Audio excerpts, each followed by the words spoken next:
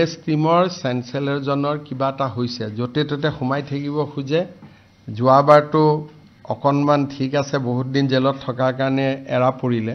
এতিয়াতো তাত বহুত ডাঙৰ খবৰ ওলাইছে সুপ্ৰিম কোৰ্টৰ কমিটিয়ে পাইছে যে এই গোটেই জায়গাটো ফৰেষ্ট হয় তেওঁ যত বিল্ডিং বনাই লৈছে এতিয়া যিখিনি নতুন খবৰ ওলাইছে সেই খবৰ মতে সেইখন এখন ৰিজাৰ্ভ ফৰেষ্ট আৰু ৰিজাৰ্ভ ফৰেষ্টত তেওঁ এই গোটেই কনষ্ট্ৰাকশনবোৰ কৰিছিল গতিকে 2 বছৰ পিছত যে USTM থাকিব তাৰ গ্যাৰান্টি কোনেও ল'ব নোৱাৰে এটোতো মই উচ্ছেদ কৰিব নোৱাৰো মেঘালয়ৰ কথা কিন্তু সুপ্ৰিম কোৰ্টৰ নোটিছত অলৰেডি কথাটো গুছি গল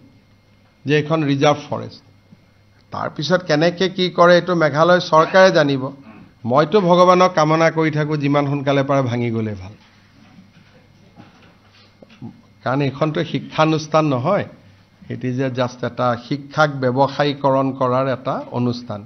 এটা মূৰটো নচলে অসমত থাকিলেতো মই ইমান দিন হিচাপ নিকা শেষ কৰি দিলো হেতেন অসমত নাই যেতিয়া এটা মইতো আৰু ভগৱানক প্ৰাৰ্থনাহে কৰিব পাৰিম যে যিমান সোনকালে হক সমান হৈ যাওক যেনেকৈ হয়